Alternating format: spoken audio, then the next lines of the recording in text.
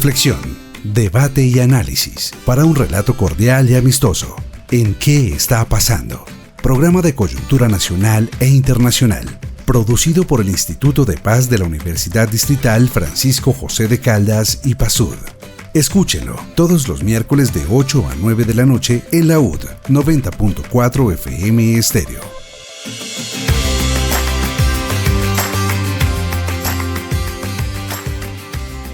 Cordial saludo a todos los que están conectados al programa que está pasando del Instituto de Paz de la Universidad Distrital Francisco José de Caldas.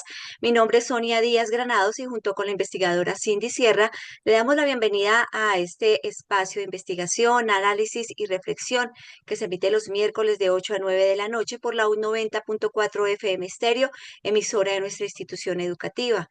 Le recordamos las redes sociales en X, Instagram y Facebook, estamos como @ipasud, también nuestra página web ipasud.udistrital.edu.co y nos encuentra con nuestra revista Ciudad Pasando con Z en X y también en LinkedIn. Hoy vamos a hablar de la situación de los derechos humanos de acuerdo a un reciente informe de Amnistía Internacional. Saludo a Cindy Sierra. Buenas noches, Cindy. Hablemos un poco del tema que vamos a tratar el día de hoy. Por favor, presente a nuestros invitados. Muy buenas noches, Sonia, a ti y a toda nuestra amabilísima audiencia.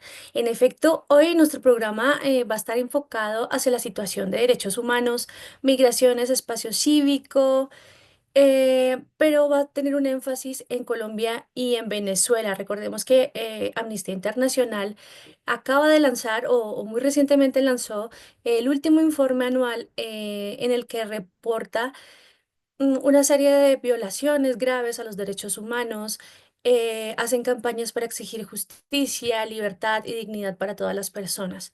Y este informe revela pues preocupantes situaciones en la región en general, en la región latinoamericana, y nos preguntamos como programa, pero también como Instituto de Paz, finalmente, luego de pues, estas denuncias y este informe un poco con un panorama difícil para la región, ¿habrá alguna esperanza? Esto lo sabremos enseguida con la ayuda de nuestros invitados. Eh, Te los presento. Ellos son dos grandes figuras en el campo del estudio de las migraciones, pero también de los derechos humanos y, por supuesto, miembros de Amnistía Internacional. Nos acompaña esta noche Natasha Rojas. Ella es directora adjunta de Amnistía Internacional Venezuela. Es profesora e investigadora en Derechos Humanos, Migración y Género. También licenciada en Ciencias Políticas con maestría en Relaciones Internacionales. Buenas noches, Natasha. Bienvenida a ¿Qué está pasando? Muy buenas noches para ti, Cindy, para Sonia y por supuesto para todas las personas que nos acompañan y nos escuchan esta noche. Gracias. También para analizar desde este mismo tema, pero desde un punto de vista más nacional, contamos con la compañía de Camilo Vargas. Él es encargado de campañas de Amnistía Internacional en Colombia, es politólogo internacionalista con maestría en sociología política. Ha trabajado como analista en temas de democracia, derechos humanos y conflicto armado. Buenas noches, Camilo. Bienvenido a ¿Qué está pasando? Buenas noches, Cindy, Sonia y Natasha, un gusto saludarlas y a la audiencia, por supuesto. Listo, para entrar en materia ya, contábamos que el informe anual de 2025 de Amnistía Internacional, que también es un reporte de 2024-2025, que fue presentado el pasado 29 de abril, hace ya una semanita pasada, nos pinta un panorama complejo en la región. Sí, son realidades más bien duras para ambos países, cada una pues con sus respectivos matices y contexto histórico. Si les parece, nos gustaría profundizar en algunos de estos ejes críticos que se expusieron en el informe, empezando por el espacio cívico y también esa capacidad que pudiera o no tener la sociedad civil para actuar respecto de ese espacio cívico. Natasha, ¿cómo describirías el estado actual del espacio cívico y la libertad de expresión en Venezuela? ¿Y qué implicaciones tiene ese contexto para la sociedad civil en general y para los defensores de derechos humanos en particular en Venezuela? ¿Qué se necesitaría para garantizar una protección efectiva de esta población? Bueno, como comentas, el informe está centrado en todo el contexto del 2024 y fue un contexto particular específicamente por todo el proceso del 28 de julio y es uno de los elementos que se resalta precisamente en el informe. O sea, ya desde Amnistía Internacional se venía señalando el contexto de la emergencia humanitaria compleja en el contexto venezolano. Eso quiere decir que es como una crisis que tiene múltiples factores que les acompañan, sobre todo unos factores asociados a las condiciones de vida de las personas. Y a partir del 28 de julio tenemos como un punto de quiebra dentro de toda esta historia y dentro del mismo contexto relacionado con lo que tú acabas de mencionar, un cierre aún mayor del espacio cívico, de la participación de la sociedad civil, junto con una represión que venía en aumento, con una represión que, a pesar de que se había visto en años anteriores, llegamos a casi 2.000 detenciones arbitrarias, desapariciones forzadas, y cierre como de los espacios, de los pocos espacios de expresión y de participación que tenía la población. Entonces, al frente a lo que preguntas y lo que dices, bueno, ¿qué se necesita? Precisamente necesitaríamos, en este contexto, lo que se señala en el informe, hablamos por un lado de la condición de vida de las personas, derechos sociales y económicos, derechos políticos, condiciones de vida en general, y por supuesto un cese de esta represión que va en aumento y unas leyes que ahí se mencionan, las pueden revisar, que conducen a ese cierre del espacio cívico. Bueno, y pues digamos que esta situación que se presenta en Venezuela no dista mucho, no es muy diferente a lo que está pasando en nuestro país, desafortunadamente. Por ejemplo, en un panorama de cierre casi total allí en el país vecino, Camilo, ¿cómo ves ese espacio cívico en Colombia? ¿Existen esos cierres comparables de restricción a la protesta o a la labor de las organizaciones sociales? Porque hay que decir, estamos en un gobierno de izquierda que en anteriores gobiernos pues llamaba a la protesta, a manifestarse por ciertas situaciones que se presentaban en este país y pues la percepción durante el gobierno actual es que la protesta se incentiva mucho más y ahora protestamos por todo. Entonces yo quisiera saber cómo ves este panorama. Gracias. Sí, a pesar de ser países vecinos y con tantas relaciones y tantas similitudes, hay grandes diferencias, ¿no? Colombia no vive el nivel de autoritarismo y de frontal represión a la sociedad civil, el evidente cierre del espacio cívico, que es el espacio como el ambiente que habilita que la sociedad civil se desenvuelva, que mezcla muchos derechos, ¿no? La libertad de expresión, la libertad de asociación, la libertad de asamblea, de reunirse. Eso no pasa tan evidentemente en Colombia como pasa en Venezuela, donde directamente el gobierno es el causante de todas esas restricciones de derechos. Y sin embargo, eso no quiere decir que las cosas estén bien en Colombia. Las tendencias, esas tendencias globales también se sienten en Colombia, pero se sienten de una manera distinta y de una manera en la que Amnistía Internacional llama mucho la atención, no sobre Colombia en general, sino sobre aquellas regiones que experimentan el conflicto armado. Internacionalmente, desde 2016 se había hablado, ¿no? Desde el contexto del acuerdo de paz se había hablado de una etapa de posconflicto, y pues hoy es muy claro que Colombia vive una reconfiguración del conflicto armado que se caracteriza por esos fenómenos de autoritarismos y de cierre del espacio cívico a nivel regional. Entonces, hay distintas regiones, ¿no? Desde donde existen distintos tipos de grupos armados, que son quienes en realidad ejercen el control territorial, ejercen control poblacional, incluso formas de microcontrol social muy estrictas, que consisten en ejercer violencia sobre organizaciones sociales, sobre líderes de acción comunal, hasta cooptarlos, hasta obligarles a trabajar para ellos, o asesinarles o desplazarles hasta tomar el control, casi que vereda a vereda, para controlar el territorio y controlar la población. Eso es como algunos autores llamaban en la época del paramilitarismo. Esas son formas de autoritarismo subnacionales que sí que se experimentan en Colombia, donde sucede esta paradoja. A pesar de que Colombia tiene un Estado de Derecho, un equilibrio de poderes funcional,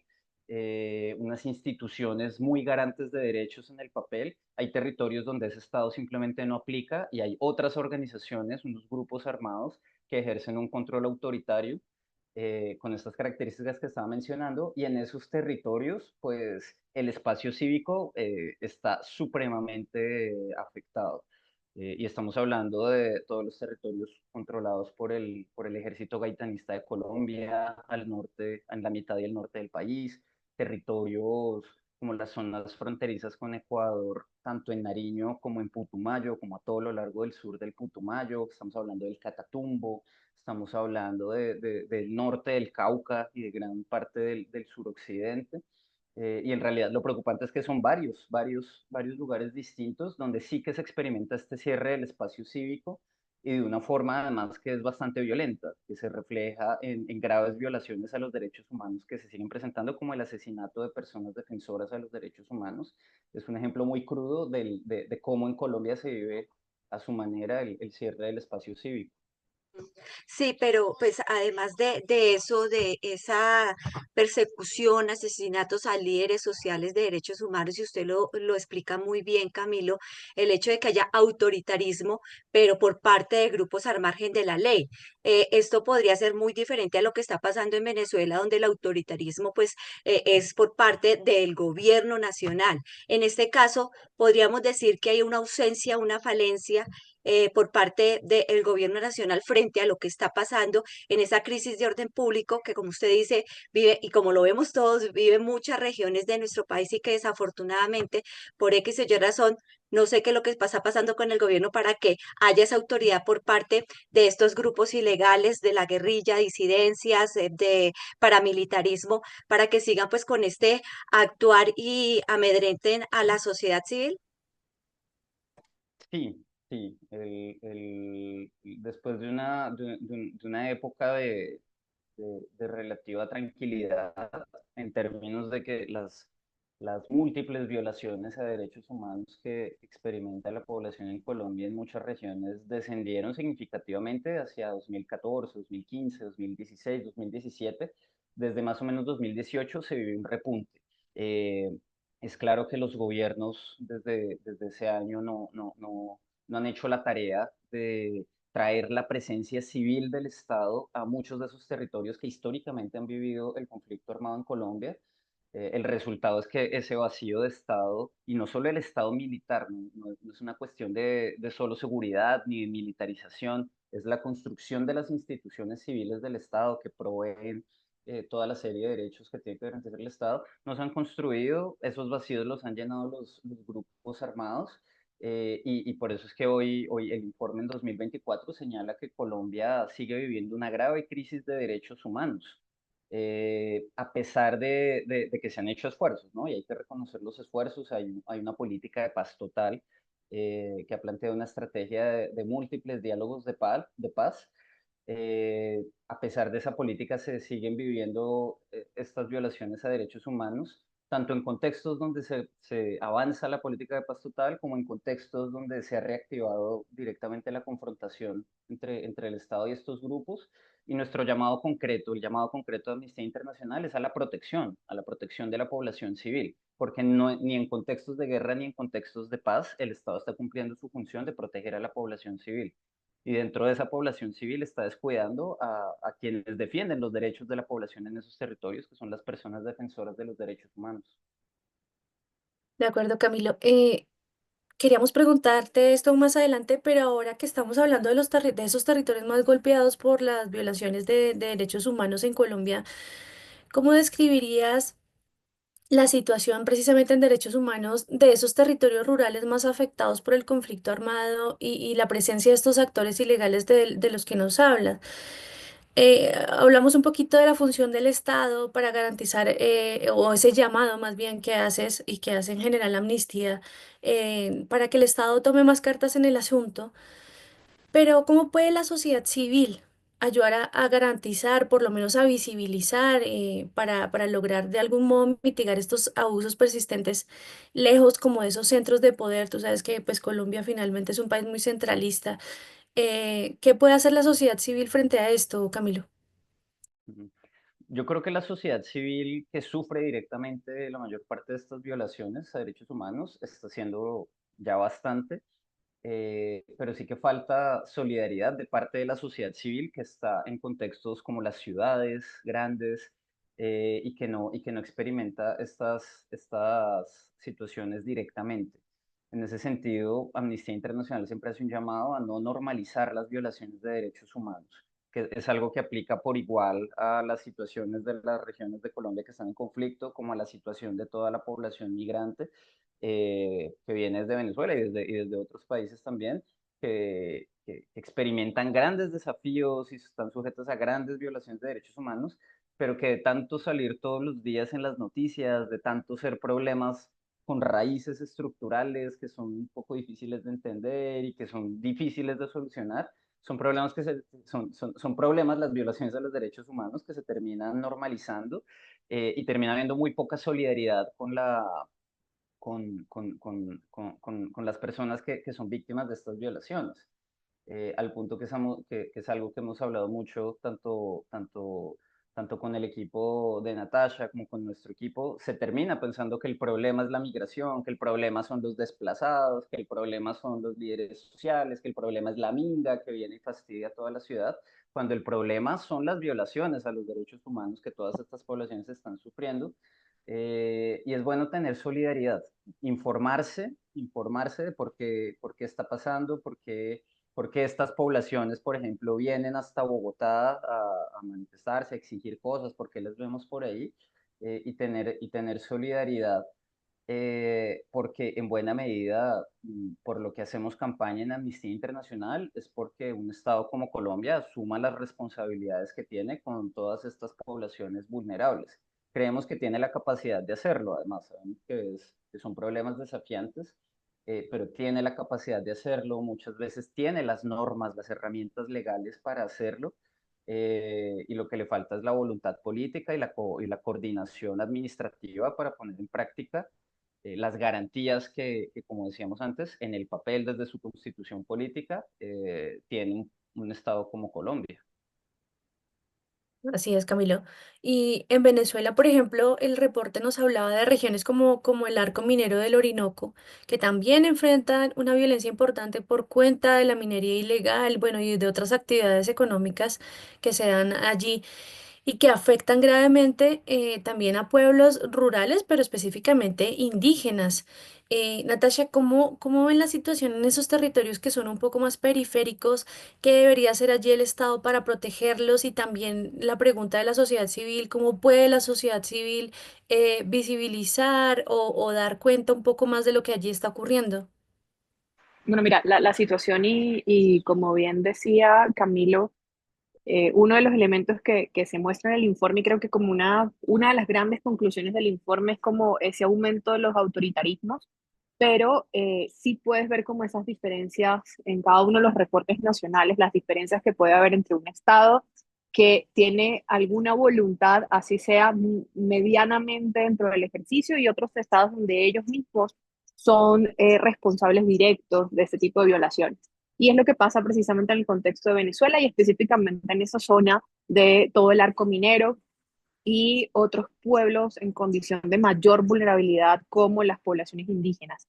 El contexto venezolano, y creo que eso es muy valioso del informe que presentamos, no se centra solamente como en esos problemas, digamos, prioritarios de las capitales, que es donde casi siempre vemos como en las noticias y se visibiliza el tema de Venezuela y el cierre del espacio cívico, sino otros temas adicionales como, uno, temas de justicia climática, que aquí lo atraviesa profundamente porque es las condiciones de estos pueblos indígenas, uno, dos, temas de justicia climática y cómo el Estado permite esto, lo vemos en el informe de verificación, la misión de verificación de Naciones Unidas, la participación del Estado directa sobre ese espacio, y tres, condiciones de violación de derechos asociadas a lo que está sucediendo allí. Entonces tú puedes ver no solamente la condición de la población indígena, sino también condiciones relacionadas con otros derechos en esa zona. ¿Qué puede hacer el Estado? Lo primero que tiene que hacer el Estado es precisamente modificar esas prácticas, y es parte de los llamados y las acciones que se hacen en Amnistía Internacional, porque es un contexto bien diferente al colombiano, como bien lo expresaba Camilo. Aquí tenemos una participación del Estado, como ustedes lo pueden ver en el informe. Y eso hace el contexto más complejo, más difícil y una responsabilidad directa, que es la que se está buscando precisamente en los llamados del informe. Cuando hablamos en particular, Natasha, bueno, tú nos hablas de una población más diversa en esta región. Sin embargo, nos gustaría centrarnos en estos pueblos que se autorreconocen como indígenas. ¿Hay algún enfoque diferencial que aplique Amnistía Internacional frente a ellos? ¿Hay alguna política en particular que ustedes quieran promover para los pueblos indígenas? Sí, mira, Amnistía es fiel creyente y, digamos, dentro de todo su ejercicio hay una interseccionalidad en todo lo que trabajamos.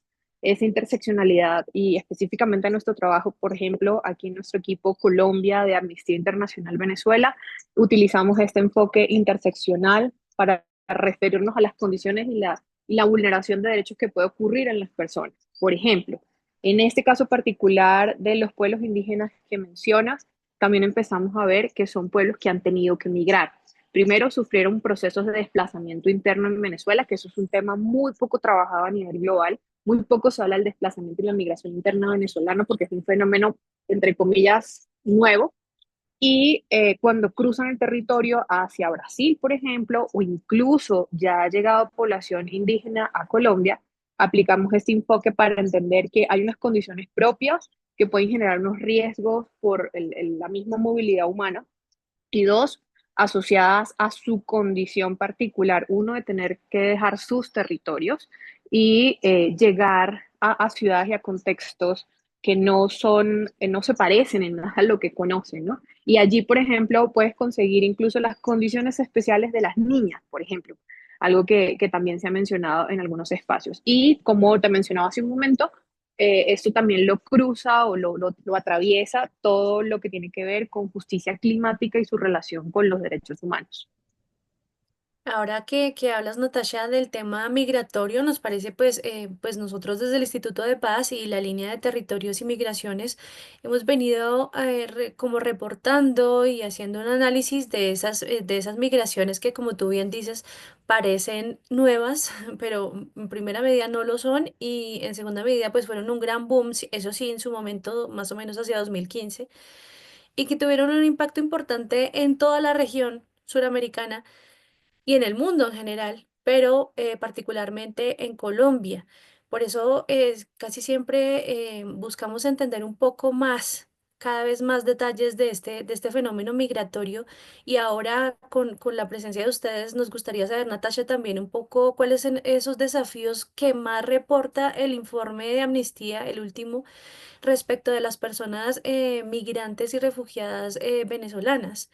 En Colombia, pues hemos tenido una serie de aproximaciones a políticas públicas a partir pues de la emergencia que fue recibir a tantas personas extranjeras en nuestro país, pero son esos impactos o desafíos en derechos humanos que está reportando ahora Amnistía Internacional respecto de esa migración de venezolanos por el mundo?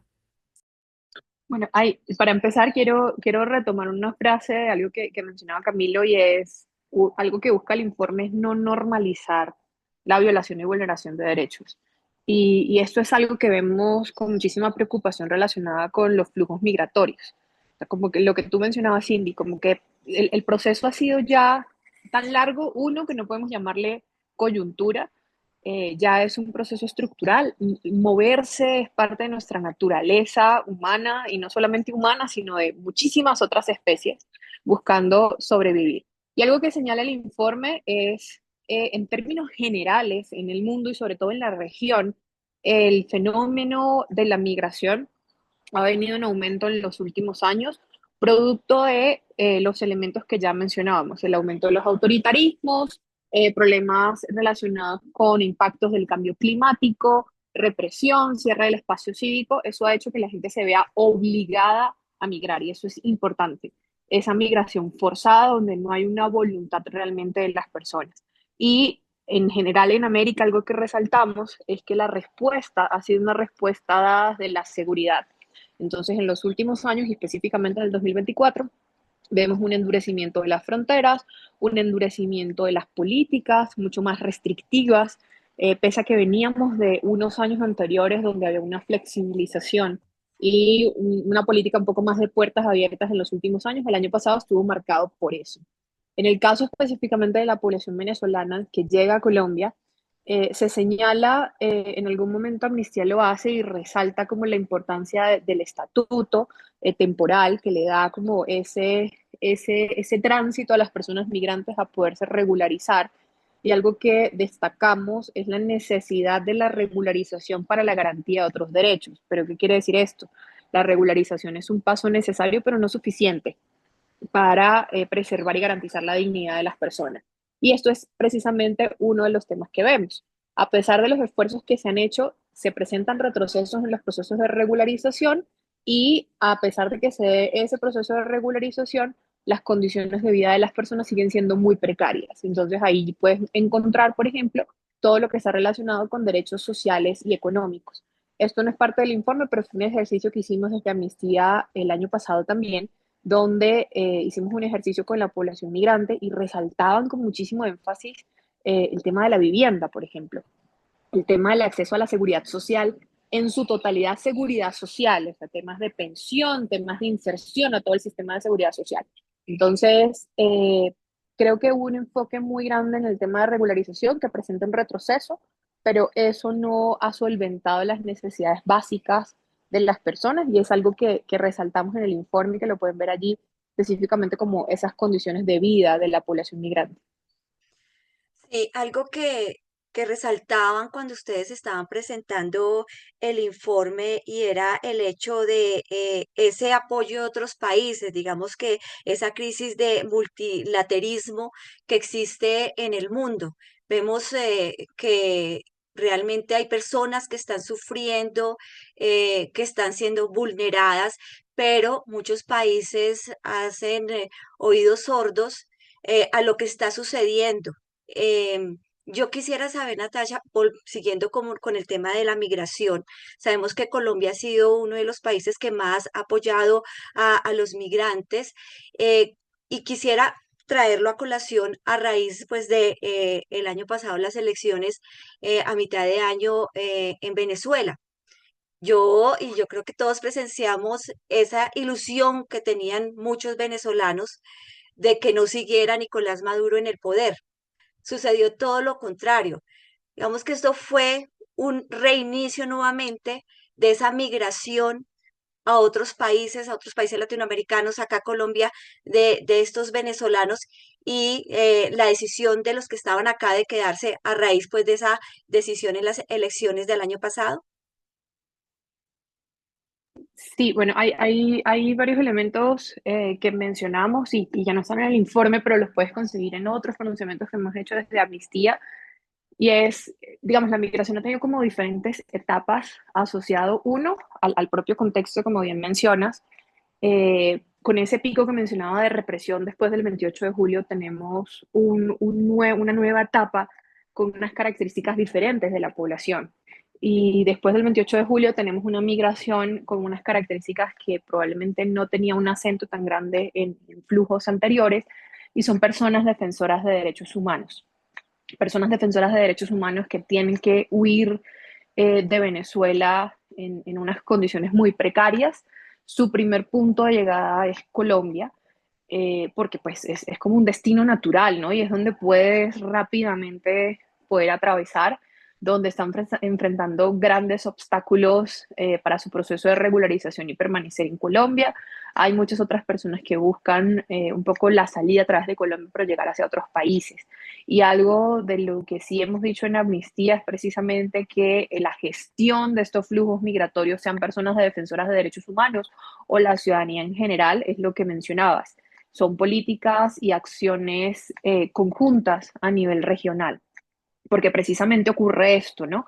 Cuando vienen flujos migratorios a un estado, por ejemplo, Colombia, pero hay restricciones de políticas en otros, eso se nos genera en una condición de mayor vulneración. O sea, vienen unas personas con unas condiciones bastante precarias y donde llegan esos lugares de tránsito, de acogida, sufren otras violencias, ¿no? Hay como una revictimización de las personas dentro de su propio proceso de movilidad.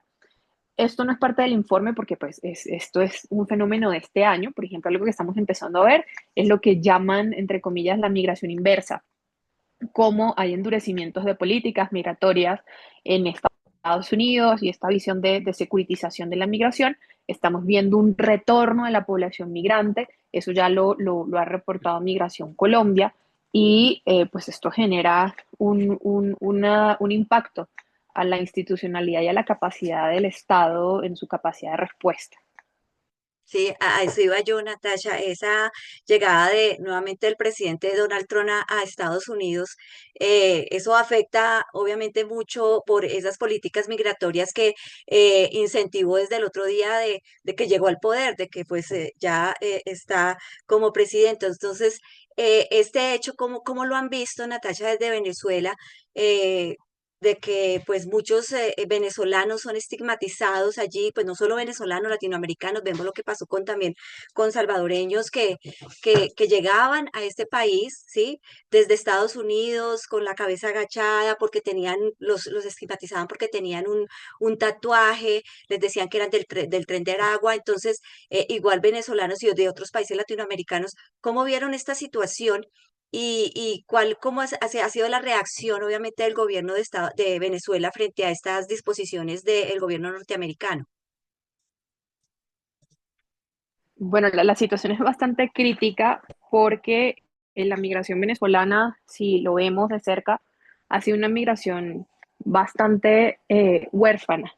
¿Y a qué me refiero con eso? Es una migración que hasta hace unos pocos años el gobierno venezolano no admitía que existiera este flujo migratorio. En los últimos años admite que existe, pero no en las proporciones que sabemos que son parte de la realidad. Esta situación les obliga de alguna forma a reconocer precisamente lo que está sucediendo, pero tal vez puede estar dándose una instrumentalización precisamente de lo que está sucediendo. Y eso preocupa. Todo lo que hemos visto, los pronunciamientos, incluso también desde El Salvador, quieren poner a las personas como si fuesen bienes de canje, es muy problemático. Es muy complicado tratar de buscar esa idea de un tercer país seguro que sabemos que termina vulnerando todas las condiciones de derechos humanos. Es muy complicado. O sea, realmente la preocupación es muy alta porque cuando ya habían unas necesidades particulares se suman nuevos riesgos como estos, ¿no? Donde movemos a los migrantes como si fuesen bienes comerciales, los movemos a un lado, los movemos para el otro, los movemos para negociar, pero realmente en el centro de la discusión no está precisamente la garantía de derechos humanos de ninguna de las partes. Así es, Natasha. Y yéndonos un poquito más hacia la labor que realiza Amnistía como organismo, cuando ustedes emiten este tipo de informes, como el más reciente, ¿qué repercusiones esperan que tengan estas reportes o estos informes en general en los gobiernos de la región o incluso en la sociedad civil? No sé si buscan presionar a los gobiernos y a los actores responsables para que pues cesen precisamente esas violaciones a derechos humanos, buscan movilizar a la sociedad civil. También, ¿por qué no ofrecer alguna herramienta a defensores de derechos humanos también con este mismo fin? Cuando se emiten estos informes en general, ¿cuál es el objetivo que tiene Amnistía Internacional, pero también cuáles han sido esos logros de anteriores informes? Camilo. Pues, dale. Sí, los informes de Amnistía Internacional son un llamado a la acción, son un llamado más que todo, primero que todo, a que las personas se movilicen por los derechos humanos. Es un recordatorio de que los derechos humanos son universales, que nos interesan a todos y a todas, no son un tema por allá ni de académicos ni de algún sector político, es un hecho universal, es un hecho universal, tenemos una declaración universal de derechos humanos aceptada por todos los países del mundo al cierre de la Segunda Guerra Mundial, precisamente para evitar que sucedan ese tipo de horrores, para construir una sociedad basada en reglas claras y en el respeto de la dignidad humana. Entonces, lo primero es un recuerdo a que derechos humanos es un tema que nos tiene que preocupar a todos y a todas. En segundo lugar, es un llamado a los gobiernos, son los primeros responsables de respetarlos y de garantizarlos, los derechos humanos. Y por eso los informes anuales de Amnistía Internacional recopilan una cantidad de hechos que suceden en los distintos países del mundo, que como mencionaba Natasha, es una recopilación de temas que Amnistía trabaja y que a lo largo de todo el año están siendo observados y sobre los cuales se están dando recomendaciones. Así que hay muchas recomendaciones de parte de Amnistía Internacional para que se garanticen los derechos humanos dependiendo de la situación de cada país. Y en tercer lugar es también un llamado a instancias internacionales. Tú planteabas, Cindy, al inicio la pregunta de si habrá alguna esperanza en medio de todos estos panoramas tan lúgubres, pues, de situaciones tan preocupantes. Y existen esperanzas. Las instituciones internacionales, incluso en esta época que son tan vilipendiadas desde instancias tan altas como el gobierno de Estados Unidos y de ahí para abajo, muchísimos gobiernos que hoy en día no solo transitan hacia el autoritarismo, sino que también se alejan del multilateralismo que ha caracterizado al mundo en las últimas décadas, pues las instituciones internacionales igual están ahí e igual siguen funcionando. Para poner un ejemplo que incluso es de este año, ni siquiera lo recoge el informe anual, por eso es de este año, la Corte Penal Internacional logró la captura de Rodrigo Duterte, ¿no? Un expresidente de Filipinas condenado por cometer crímenes de lesa humanidad en el marco de una supuesta guerra contra el narcotráfico en el sur de Filipinas, en el que atacó indiscriminadamente, hizo que las fuerzas militares de Filipinas atacaran indiscriminadamente a la población civil. Y está recientemente capturado para que la justicia pues juzgue su responsabilidad en estos crímenes. Hay órdenes de captura vigentes en contra tanto de los mandos de la organización Hamas por sus ataques a la población israelí, como contra el mismo primer ministro de Israel por el genocidio que está llevando a cabo en Palestina y por la política que es, digamos, una última extensión muy grave de una política de apartheid que el Estado de Israel comete contra la población de Palestina en territorio palestino. Ahí hay órdenes de captura que esperamos y confiamos que se van a hacer efectivas, porque hay muchos estados que siguen, que a pesar de que hay algunos que se alejan de las normas internacionales y que más o menos se vanaglorian en la moda del autoritarismo que hay ahorita, hay muchos otros y muchos más estados que sí están respetando el derecho internacional y que sí lo están haciendo cumplir. Y eso nos da esperanza. Esas distintas capas de instituciones internacionales que se mantienen a flote, de gobiernos que logran funcionar para cumplir con sus normas nacionales e internacionales de respeto y sobre todo a través de una población civil que mantiene la vigencia de estos temas, que expresa su preocupación por los derechos humanos y que se moviliza por los derechos humanos. Eso, no, eso nos da esperanza y a eso le apuntan los informes de Amnistía Internacional. Y así como tú lo mencionas, como este trabajo colaborativo, sin embargo, nos preguntábamos cómo hace Amnistía Internacional para priorizar esos temas en las regiones, ¿cierto? Porque pues los derechos humanos, lo que hemos visto es que en definitiva no son cuantificables, sino más bien son de tipo cualitativo. Y cómo miden esa gravedad, cómo miden esa gravedad de las violaciones a derechos humanos, pero también otro punto muy importante que tú has tocado y es que no solo denuncian estas graves violaciones a los derechos humanos, sino también resaltan estas grandes avances que también hay en la región en materia de democracia, de libertades, y eso también nos parece importante y nos da esperanza. Pero en general, ¿cómo se priorizan esos temas que son un poco más difíciles de tratar respecto de la violación de derechos humanos? ¿Cómo le dan jerarquía y tratamiento a estos temas?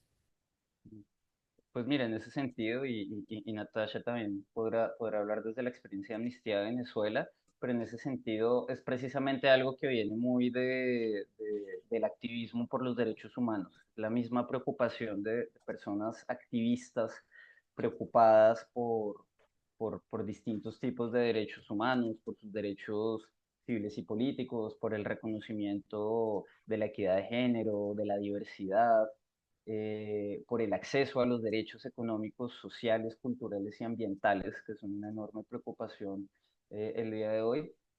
Son las personas activistas quienes inician la preocupación por estos temas. Es en realidad desde el activismo de Amnistía Internacional y de muchas otras organizaciones, no más Amnistía Internacional a nivel global, es un movimiento de cerca de 10 millones de personas, activistas de todos los países que se manifiestan, que alzan su voz para señalar su preocupación por los derechos humanos. Es de ahí que viene digamos, la agenda de defender los derechos que tiene Amnistía Internacional. Es verdad, como dices, que puede ser un poco desbordante y que es difícil saber cómo, qué es lo prioritario y qué es lo que se puede hacer además, porque tal vez a veces las crisis rebasan la capacidad que tenemos las organizaciones sociales de hacer algo, pero es precisamente de que existe una gran movilización y una gran preocupación por los derechos humanos entre muchas personas que salen las agendas de los derechos humanos. También interesante esta forma en la que ustedes como que se organizan por grupos de trabajo, pero también por regiones. En este mismo sentido, Natasha, algo más que agregar como a esta metodología, de pronto más de parte de tu frente que sabemos que es Venezuela. ¿Nos podrías contar un poco más sobre esta metodología y sobre esta jerarquía de temas que organizan en tu grupo de trabajo? Sí, yo quisiera agregar algo, lo que decía Camilo, nosotros digamos como Amnistía Internacional, así seamos como esa sección Venezuela, tenemos como un mandato que cubrimos y debemos acoger las personas que somos parte de este movimiento y que trabajamos con la amnistía. Como bien mencionaba Camilo, hay unos temas, una agenda bastante grande que va fijando estos millones de personas que forman parte del movimiento nos van un poco marcando esa pauta de temas de derechos y temas de agenda, pero ahí quisiera agregar algo muy importante y es que en ese tema lo que tú dices, bueno, ¿cómo sé yo, cómo priorizo, cómo me acerco a los temas? Por supuesto que somos respetuosos a todo lo que tiene que ver con los estándares internacionales de derechos humanos. Esa es nuestra guía, ese es como además de todo lo que mencionaba Camilo, de cómo funcionamos con los temas y las preocupaciones, todo esto, digamos, no quiero usar esta palabra, pero un poco para hacerme entender, lo medimos frente a los estándares internacionales de derechos humanos. Una de nuestras guías principales es la Declaración Universal de Derechos Humanos. Eso, digamos, no lo imponemos, no se nos ocurre dentro del movimiento de amnistía y mucho menos dentro del movimiento de Amnistía Internacional Venezuela. Todo lo que denunciamos del caso venezolano está contenido en instrumentos internacionales y son esos instrumentos internacionales de protección de derechos humanos los que están determinando precisamente cuándo ocurren esas vulneraciones de derechos y desde Amnistía lo que hacemos es visibilizar y como mostrar como esos dos, ¿no? Como mostrar y decir, aquí está el estándar, esta es la situación, este es el hecho y aquí se están vulnerando unas condiciones que están establecidas y que el Estado previamente se comprometió a cumplir y que hay una responsabilidad del Estado. Dentro de esos estándares internacionales, Camilo, que habla Natasha, eh, y de acuerdo a la pregunta también que hacía Cindy sobre esa importancia o jerarquización que le dan a ciertas situaciones que se presentan en los países, eh, en Colombia se tiene en cuenta, porque pues los derechos humanos son universales, la situación de vulnerabilidad que también tiene la fuerza pública, que también tienen los militares. Esta vulneración, ellos son seres humanos también, existe. Existe en el momento en que unos indígenas pues los retienen, no se llama secuestro, sino retención para ellos. Existe ahorita en estos últimos días cuando masacran a militares, ¿sí? Por parte de grupos al margen de la ley, cuando está el plan pistola en este momento contra policías. Entonces, hablemos un poco de esos temas con respecto a este grupo que también son seres humanos y que se les vulnera sus derechos. Sí, así es. Pues como bien lo dices, eso debería ir sin decirlo. Todas las personas tienen derechos humanos. Desde la Declaración Universal de Derechos Humanos, Él comienza por declarar que todas las personas, sin importar ninguna de sus condiciones, ni su origen, su raza, su sexo, su género, son personas a las que tienen derechos humanos y a las que se les deben proteger sus derechos humanos, y eso aplica a cualquier persona en cualquier sociedad, sea un miembro de la fuerza pública, sea una persona presa, sea una persona condenada, sea una persona que se manifiesta pacíficamente en la calle, sea una persona que comete vandalismo en la calle, sea una persona que trabaja, sea una persona que comete delitos. El estándar de base es que todas las personas tienen derechos humanos que se les deben respetar. Eso es importante recordarlo porque debería ir sin decirlo, pero no es tan obvio, no es tan obvio y se tiende a despersonalizar, se tiende a despersonalizar para ambos lados, se tiende a deshumanizar a las personas que han cometido delitos, por ejemplo, porque hicieron algo que la sociedad considera un delito y entonces se considera que se les puede castigar, que se les puede linchar en la calle para que paguen por lo que hicieron, o como pasa en El Salvador, que se les puede meter a la cárcel por sospecha sin un proceso judicial, para que la gente tenga miedo de cometer crímenes y la calle se sienta más segura. Y como tú bien dices, pasa también con la fuerza pública, pasa que hay países en donde no se les llama personas, se les llama elementos de la fuerza pública, como si fueran objetos, como si fueran máquinas, ¿no? Eh, y es triste que en el lenguaje de la guerra a veces se habla muy como maquinalmente como si fueran menos humanos y sus vidas valieran menos, y por supuesto que no. También las vidas de la fuerza pública valen igual que las vidas de cualquier persona. Y eso es bueno no dejar de recordarlo. Mm, Pero eso lo recuerda Amnistía con estos informes que saca anualmente.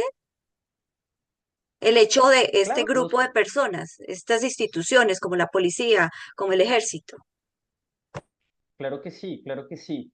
Es decir, eso nunca está puesto en duda, y un poco a lo que va sobre todo en contextos como el colombiano, es a recordar esa validez universal de los derechos humanos, eh, que en un contexto como el colombiano tiene la complejidad de que su conflicto armado interno hace que en muchas situaciones, el estándar de los derechos humanos se tiene que aplicar casi simultáneamente con el estándar del derecho internacional humanitario, en el que, digamos, en el contexto de guerra, se entiende que hay hostilidades, se entiende que hay personas que pueden morir en ese contexto, y es allí donde se puede caer fácilmente en deshumanizar incluso a la fuerza pública, y por supuesto que no, que eso no exime a nadie de que se respeten sus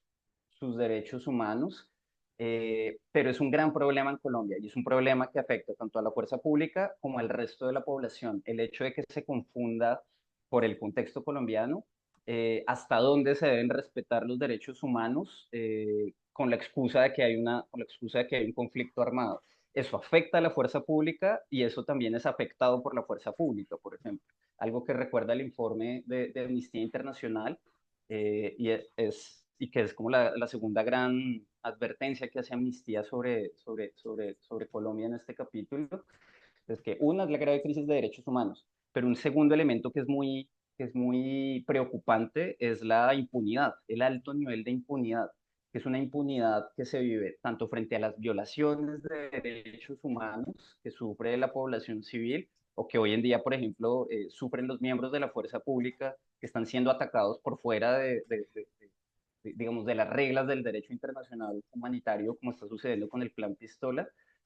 La agilidad de la justicia para actuar en ese tipo de casos en Colombia en general es poquísima, y la impunidad después de que suceden ese tipo de ataques es altísima, y eso es una señal muy preocupante, porque significa que ese tipo de ataques se pueden hacer y que no pasa nada. Y asimismo señala el informe también la impunidad por crímenes cometidos por miembros de la fuerza pública, que también durante la historia de Colombia han cometido graves violaciones a los derechos humanos con la excusa del conflicto armado, pero por fuera de toda norma nacional e internacional, también es muy alta y también es una mala seña porque más o menos propicia un ambiente en el que se entiende que en el marco de la violencia en Colombia todo se vale. Y en ese todo se vale, pues Colombia ha experimentado las más graves violaciones a los derechos humanos eh, que, que, que han sufrido al nivel de las que ha sufrido cualquier otro país, de los peores casos de violencia en la historia. Entonces, claro que sí, eso es algo que nunca debe dejar de recordarse, es que los derechos humanos son universales. Claro, me imagino que ya en ese balance o en ese informe que presentarán ya de 2025 van a ser muy contundentes Amnistía Internacional en presentar este tipo de violaciones también a estos seres humanos que hacen parte de la institucionalidad, de la fuerza pública, de los militares, porque pues o sea, en el 2024 pues está el informe, pero ya venimos ya 4 meses, 5 meses y lo que está pasando de verdad es preocupante. Bueno, ya vamos a terminar, estamos acercándonos al final de este programa y quisiera pedirles una reflexión muy cortica, que a pesar pues de este panorama tan difícil que tiene Colombia y Venezuela, ustedes como investigadores, como personas que hacen parte de Amnistía Internacional, encuentran motivos para la esperanza. Son países vecinos, son países hermanos que han enfrentado muchos desafíos, comparten también luchas, pero desde su experiencia, ¿qué aprendizaje se puede intercambiar entre los dos contextos para avanzar en esa defensa de los derechos humanos y en términos más amplios, qué papel puede jugar la ciudadanía? Ya lo había preguntado un poco Cindy anteriormente y la comunidad internacional para mantener abierto ese aspecto o ese espacio físico y exigir el respeto a los derechos humanos. Pues empecemos con Natasha. Bueno, retomo lo que ya hemos dicho ambos y tiene que ver con precisamente lo que hacemos aquí es visibilizar este tipo de escenarios, esperando y haciendo incidencia y un poco reforzando, uno, para que el Estado responda frente a estas violaciones y dos, invitando a la sociedad civil, como bien mencionabas, a ser parte del movimiento, a informarse sobre lo que está pasando y solo mediante, digamos, este tipo de instrumentos podemos ayudar muchísimo en la garantía de derechos. Y lo que quisiera yo agregar es entender que la sociedad civil venezolana y la sociedad civil colombiana, aunque son contextos bien diferentes, son dos sociedades que pueden trabajar de manera solidaria y armónica, cada una para ayudar por el progreso y la garantía de derechos humanos en cada uno de sus países. Sí, yo también secundaría eso que acaba de decir Natasha. A pesar de enfrentar desafíos de naturaleza diferente y un poco precisamente porque ambos países viven desafíos frente a sus derechos humanos que son diversos, cada una de nuestras sociedades tiene muchísimo que aprender de la otra. Son sociedades además que tienen una historia de interconexión, incluso de flujos migratorios de un lado para otro según la época de la historia. eh, y allí prosperan muy buenas ideas, muy buenas solidaridades, muy buenas colaboraciones. Y esa es una de las cosas que da esperanza. De las cosas que más dan esperanza es ver cómo a pesar de todo este panorama, que como decía antes puede parecer muy lúgubre, la labor de defensa de derechos humanos, quienes se la echan al hombro y la lideran y la sacan adelante, pues es admirable. Y es el trabajo de defender los derechos humanos de las personas de a pie que lo hacen es una de las cosas que más esperanza da. Bueno, muchas gracias Camilo y también Natasha. Llegamos al final de qué está pasando por esta noche. Quiero agradecer especialmente a nuestros invitados, Camilo Vargas Betancourt y Natasha Rojas, por compartir su conocimiento, pero sobre todo por la sinceridad con la que nos muestran pues también estas cifras y este informe que contiene pues temas tan difíciles de tratar. Hemos explorado estos temas duros desde el cierre del espacio cívico, la represión de la expresión pública, la migración masiva que no cesa y que pues acarrea unas violaciones a derechos humanos importantes y por supuesto la lucha de quienes quieren defender estos derechos y muchas veces no logran hacerlo. Pero también nos vamos con esa esperanza, Camilo y Natasha, que nos transmiten desde la resistencia y desde esa postura de solidaridad. Escuchar a Amnistía Internacional no es solo recibir un informe, es también enfrentarnos a esas voces de las personas que han sido silenciadas, a esos territorios que han sido arrinconados por la violencia, a esas vidas que suelen estar en riesgo, pero también es una invitación a actuar, a exigir derechos humanos, a no normalizar las injusticias y bueno, todo esto que sucede en nuestra región, ¿no? Porque no hablamos solo de Colombia, sino de esta gran región que es Latinoamérica. Porque mientras exista quienes resistan, denuncien y documenten, pues también habrá esperanza. Y desde qué está pasando, seguiremos abriendo los micrófonos para que la verdad no quede archivada. A nuestra audiencia, gracias por escucharnos. Los invitamos a seguir informándose y participando de la defensa de estos derechos humanos. Recuerden que el informe de Amnistía Internacional está disponible en varias redes sociales. Si quieren profundizar en estos temas, en estos hallazgos, incluso transmitieron en video el informe y la exposición de estos resultados que también pueden consultar en YouTube, por ejemplo. Solamente ponen en Google Amnistía Internacional, último informe y allí ya lo remitirá a los distintos links. También las queremos y los queremos invitar este jueves 8 de mayo a nuestro espacio de conversación en la Feria del Libro. Vamos a estar en el pabellón 3, stand 312 en el segundo piso, que este es el stand de la Universidad Distrital. Allí vamos a estar hablando sobre nuestros últimos números de la revista Ciudad Pasando, que es la revista del Instituto de Paz de la Universidad Distrital. Y pues queremos también invitarles y conversar con ustedes en este lugar. Esto fue ¿Qué está pasando? A ti, Sonia, también muchas gracias por la edición de este programa. Hasta luego. Los esperamos el próximo miércoles a la misma hora y por el mismo canal para saber lo que está pasando en Colombia, en Bogotá y en el mundo. Abrazos de paz.